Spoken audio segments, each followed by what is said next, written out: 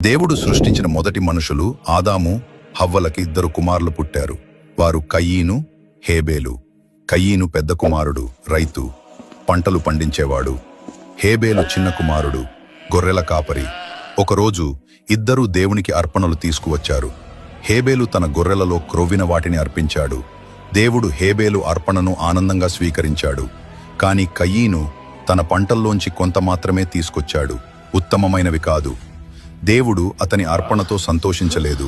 దాంతో కయీను చాలా కోపంగా ఈర్ష్యతో నిండిపోయాడు. దేవుడు అతని మనసును చూశాడు. అతనితో మృదువుగా చెప్పాడు, నీవు మంచి పని చేస్తే సంతోషంగా ఉంటావు, కానీ చెడును చేస్తే పాపం నిన్ను వెంబడిస్తుంది. కాని కయీను తన ఈర్ష్యను ఆపుకోలేకపోయాడు.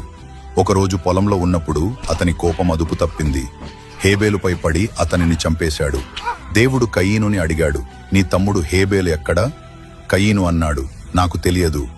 నేను ఎప్పుడూ నా తమ్ముడిని కాపాడుతూ ఉండాలా? కాని దేవుడు అన్నాడు, నీ తమ్ముడి రక్తం నాకు మొరపెట్టుకుంటోంది. నీవు నీ తమ్ముణ్ణి చంపావు. ఇప్పటినుంచి నీ జీవితం కష్టమవుతుంది.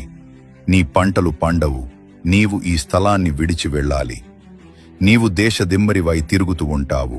కయీను భయపడ్డాడు. ఈ శిక్ష నేను భరించలేనిది. ఎవరైనా నన్ను చంపేస్తారు అన్నాడు. దాంతో దేవుడు కయీను మీద ఒక గుర్తు పెట్టాడు. ఎవరూ అతన్ని చంపకూడదని రక్షణ ఇచ్చాడు. కయీను తన కుటుంబాన్ని విడిచి నోదు అనే ప్రదేశంలో నివసించసాగాడు. తన తమ్ముడికి చేసిన చెడు కారణంగా ఆయన ఈ స్థలాన్ని వదిలి వెళ్లాల్సి వచ్చింది. ఈ కథ మనకు ఒక ముఖ్యమైన పాఠం చెబుతుంది. ఈర్ష్య, కోపం మనల్ని భయంకరమైన పనులు చేయించవచ్చు. మనం మంచి పనులు చేయాలి. ఇతరులు సంతోషంగా ఉన్నప్పుడు మనం కూడా సంతోషపడాలి. ఈర్ష్య మన హృదయాన్ని మలినపరచనివ్వకూడదు.